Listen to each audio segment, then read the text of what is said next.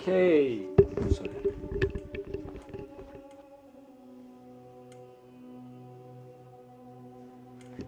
Hello, welcome to the today's show, episode 4. Me, Sunny, and John. Yeah. We welcome to Search Gadet channel. Yeah. And yeah, we're doing this every week. If you have any questions, just like put the comment below And just ask questions and chat in general, basically. Yeah. If you have any queries or yeah. questions, we can probably answer. Or if we don't know, we can search about it and answer it later. We don't mind, So John, what we talking today? Today is it's about spiritual, the mind, how you can like open or Yeah. So in this week, I was searching about certain topic. Yes. I came across this quote from Rumi. What is a Rumi? Rumi is basically mystical saint within Sufism, basically. Yeah. And he was known to have. Is a person, right? It's like. Yes, he's a person who practiced like a form of like Islamic mysticism, and who is like partially like known to be a founder of like Islamic Sufi order within like Islamic faith, basically. And I was basically searching about certain different topics on the internet, and I came across with one of his like quote. Then there's a quote I'll just recite now. Okay. There is a voice that doesn't use words. Listen. That's his quote. And that struck me really deeply. Yeah. In a sense that is the essence of like spiritual understanding. Okay. Yeah. Meaning like when people talk about spirituality, it's about, good feelings or like, peace and harmony and everything and whatnot. Of course, those are like spiritual qualities you gain in life, even if you're not aware of like spirituality in general, whatnot, because we live in a world of duality, basically. Yeah. You told me like 2 weeks ago, I think episode 2 or 1, you told me about duality. Yes. Yeah, exactly. So even though if we're not conscious of like spiritual side to reality and everything, we do experience spiritual experiences and like moments in our lives as well, even if we're not conscious of it. And when we're talking about happiness or like tranquility or like peacefulness and all that kind of state of quality, that comes from the spiritual side, basically. And the quote that Rumi basically said has resonated with me deeply, because like in spirituality,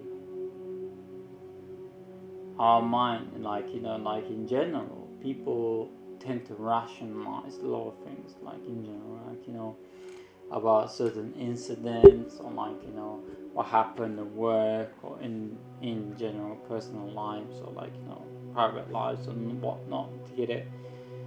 But there is a kind of like a dimension within us that kind of like basically like unfolds or explains the deeper side of that kind of incident in our incidents or events in our lives. You know, the quote I gave with the Rumi, basically, you know, states that basically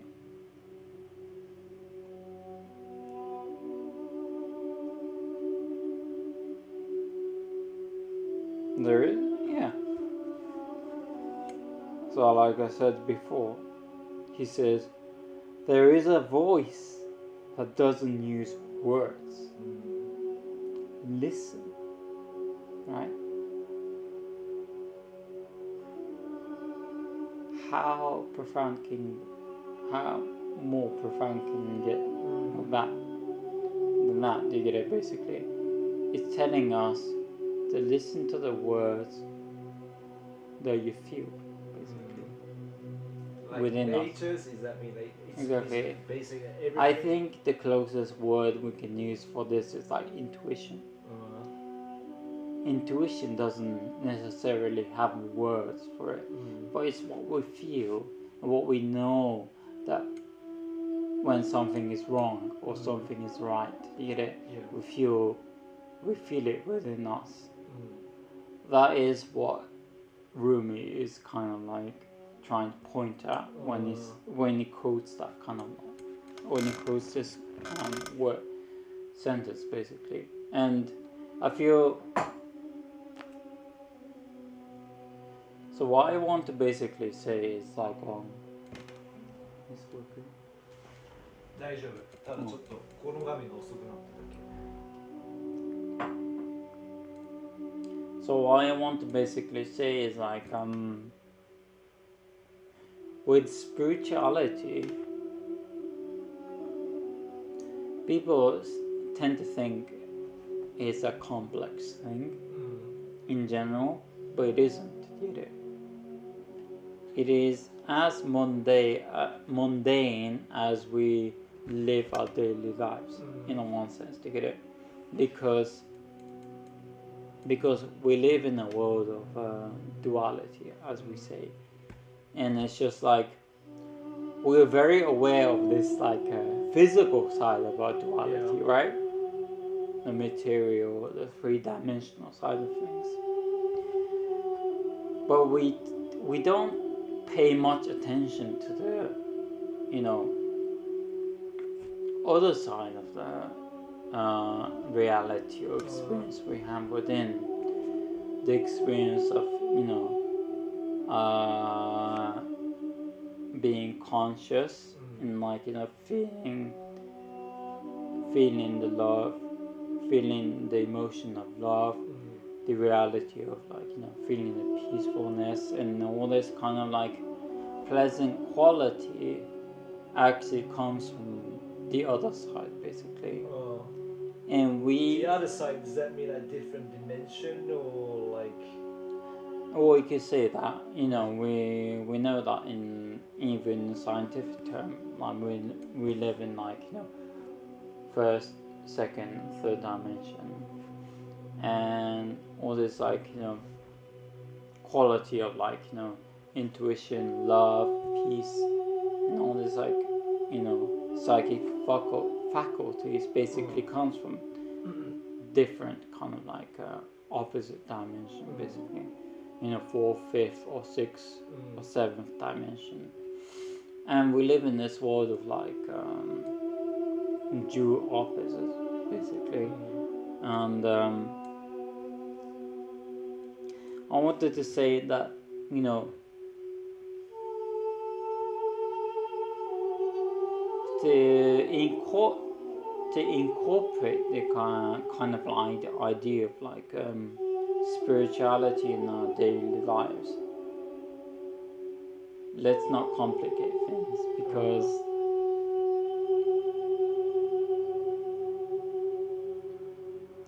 that feeling you get within yourself that has no words, and sometimes you cannot describe it,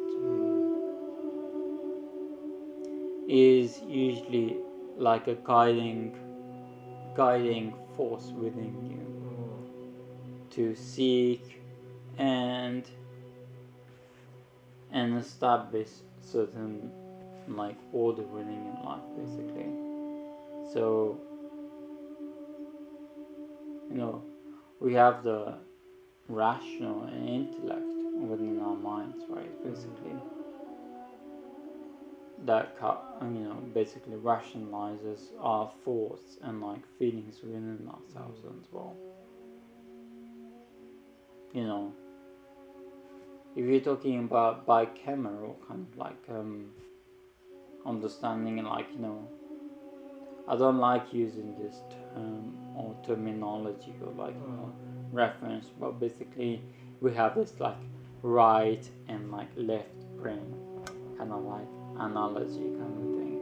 Right brain being more creative, unconscious, and like more expressive, and the left brain is considered to be more like analytical, studious and scientific and whatnot, and it's been divided in that way.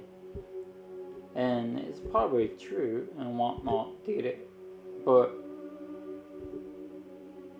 it's been noted by like many kind of spiritual ideology is that we have to come out of that kind of like fixed mind, fixed kind of like binary kind of idea, basically. So you have to step out of that. I mean, Buddhism basically explains quite clearly that is neither the pleasurable kind of like side of life or the extreme suffering side of life. We have to be in the middle. So the Buddha, the Gautama Buddha, who founded Buddhism, has basically stated that there is a path that is in the middle of all this. So he called it the middle path, which is neither both extreme or severe, basically. Because within that kind of like realm of in between, you have a perfect balance, basically. It's neither you're not thinking about the future nor the past. You're in the present, basically. Being in the present is extremely important in like Buddhist practice, And that kind of it's about like a more feel like a moment, like right now, something like that kind of thing. Being able to be present at the moment has a great capacity of actually activating certain intelligence or like spontaneity, basically, because your mind is not clouding you within your judgment, basically. Like when we take a daily life in general, we think, okay, what do I need to do tomorrow? What did I do today and the other day? Think about like a past and future. Exactly, and we are bombarded with that kind of imagery within our life, within our mind, right? But in a spiritual term, like it's about enjoy it right now, like well, I mean, like basically, it's to be in the now, basically, because we only have the now, right? What's happened, what has happened before in the past, and what may happen in the future doesn't exist now. So the truth lies in now, basically. So to be conscious of now is actually trying to set yourself in this present moment on the reality of where we are at this moment, and that is the most authentic way of living, basically. Instead of thinking what may happen in the future, what has happened in the past, and worried about it, you become now, basically. So like when you're drinking the whiskey, does that mean like you shouldn't think about like past or like tomorrow's work and just enjoy the whiskey's taste and enjoy that moment kind of thing? I mean, like people have used different kind of like sedative like substances in spiritual practices, basically, right? So you have people who have used certain herbs and ointments and concoctions to reach certain levels of like spiritual like state, basically. Yeah. And lo and behold, people have used alcohol as well. Oh yeah, like such as like what, like wine? I guess it's like a long time. Wine, like alcohol. Yeah, like if you're talking about wine, right? Wine has been used for ecstatic kind of like ritual within like, you know, if you're talking about like in Greek mythology, you have like the god Dionysus, who were patron of like, you know, wines and ecstasies and like, you know, kind of transcendental kind of states within kind of like the festivals and rites, basically. Because to be able to, because like if you're talking about Dionysians kind of like festivals and rites, you're basically talking about you getting yourself drunk. And you are waiting for the spirits or deity possess you, really, because they believe that if you offer certain like right, basically, but this is not right, because you know, people say, okay, you know, getting right, you know, you're just getting drunk and whatnot.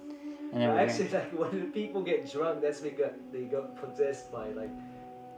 Yeah, probably, but it's just like they had certain rituals in the ancient times, right? Like so if you're talking about Dionysian kind of like rites and rituals, they've offered those kind of like wines and alcohol to the god Dionysus before they have drunk within themselves, you know. So they offer that kind of like offering to the god or deity who may be patroned on that kind of night. On top of that, they will drink themselves, and they will alter their consciousness to a degree to be able to communicate with that divinity, spirit, basically. So, you know, because our mundane state of consciousness, it's not really like communicate with the spirits of divinity that well, because we seem kind of like more dull in a way, and yeah, we need some kind of like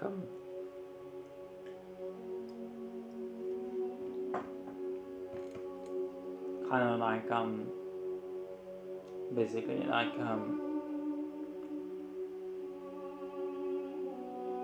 kind of like assistance, basically, and that's not always the case, like with spirituality. I need to clarify this, that it doesn't mean like you have to be always on like some kind of like hallucinogenic kind of like substance, or like, you know, alcoholic like beverages to able to reach the state.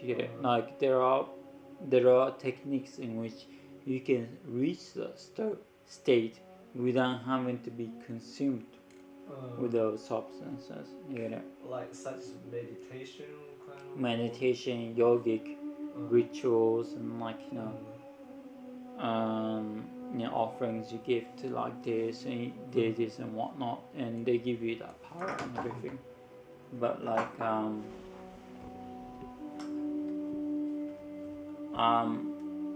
what I'm saying is like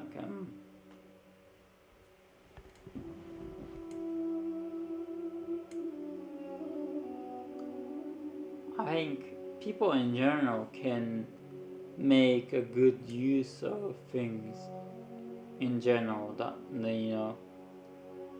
people don't need to think spirituality in such a complicated complex way. Basically, exactly, if you feel something is not right, that in itself is a spiritual sense that's working within you. Like sixth sense kind of way. Yeah, sixth sense, right? And when people think sixth sense, or you're able to see ghosts and demons and whatnot and everything, it's not really like that. Everyone has a spiritual sense, do you get it? And we use it without knowing it. We know that when someone's angry, right? We can sense that. We can't see it. They may perfectly outwardly, they might be smiling and be jovial and happy and whatnot. But we know within ourselves there's something not right. That sense of them probably being irritated or angry and whatnot. That is your spiritual sense. Do you get it? Okay, yeah. And don't think that there are certain people who is capable of feeling these spiritual energies or spiritual sense. We all have the capacity, and people need to realize this and incorporate that in life. Do you get it? This is why I want to really say in this video, basically, that don't think that spirituality is specialized to certain individuals or people. We all have that capacity, and we all have the capacity to develop that kind of spiritual sense as well. And now it makes sense that in the beginning the quote of Rumi you just said, that what is it? Listen the voice, or that one. Now it makes sense. Exactly.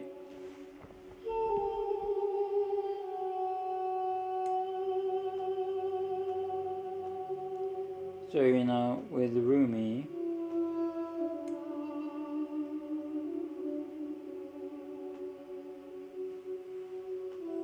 exactly, there is a voice that does new words. Listen.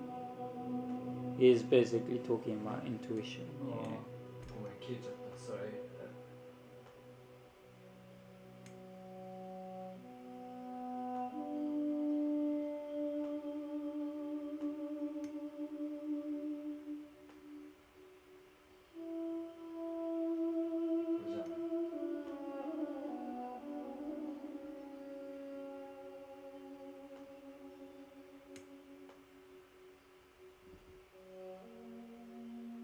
How about this?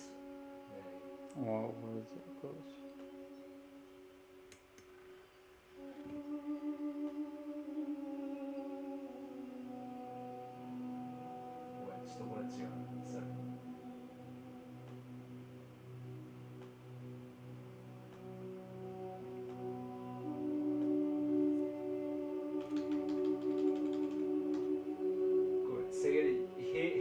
What was it? There is a voice. A voice. That doesn't want to use voice. Yeah, that's it.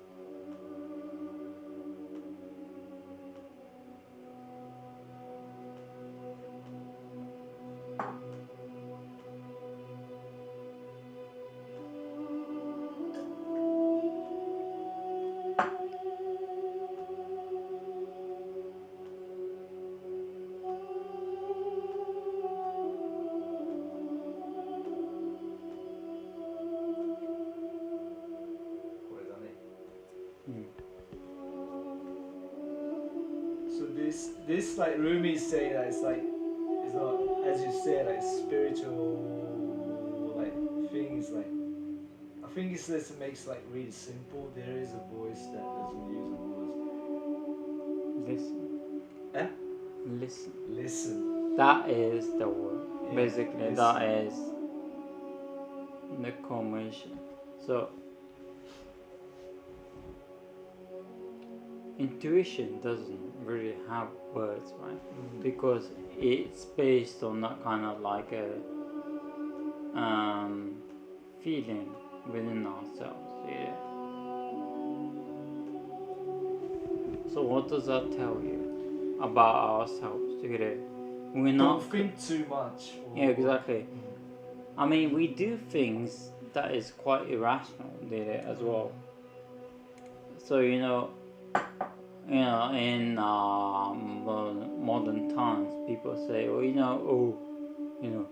spirituality doesn't exist, or like God doesn't exist, and this is all superstition, and all these things don't exist and whatnot.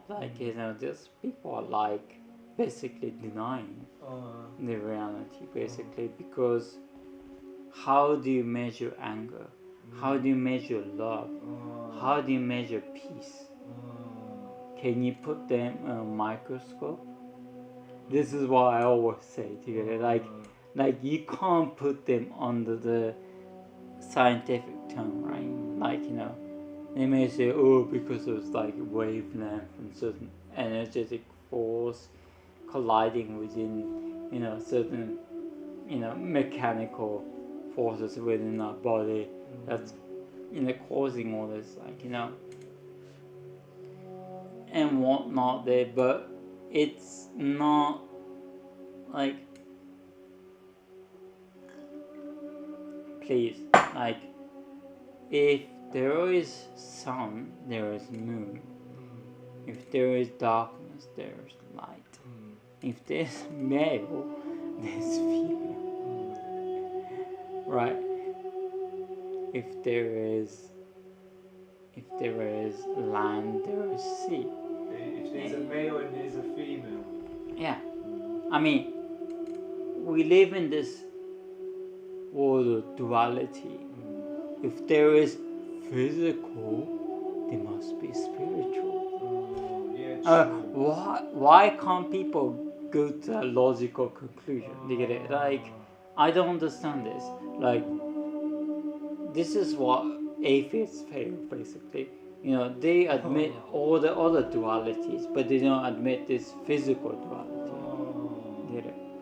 But in ancient times, they're perfectly aware that everything had possessed physical attributes as well as spiritual attributes.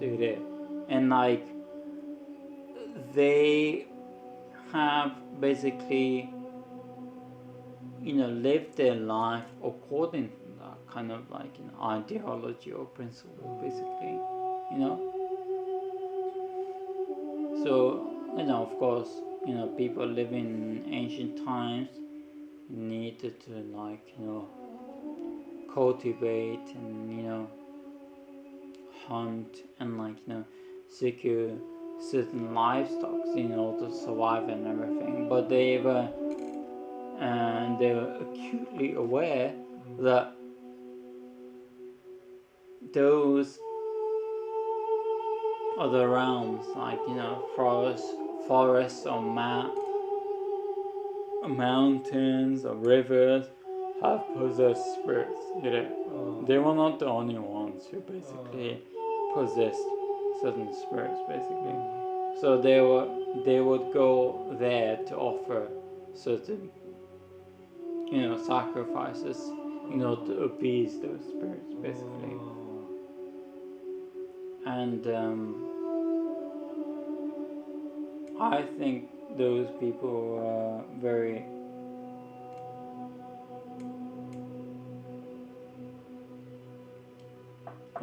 conscious of what they were doing, basically.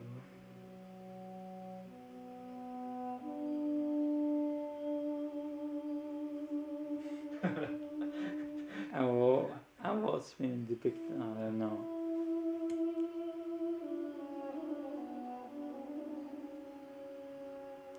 So I wanted to say is like, you know, if people want to basically live in a world as we are in this world, we need to recognize the other side of reality as well. This is inevitable. Basically, like, you cannot just live your life as, okay, I'm going to work, I'm going to come back to my work, you know, to my home and just do whatever, whatnot. Okay, you can do that, but at the same time, there are many forces working to establish your own life as well. Yeah, like, this is like,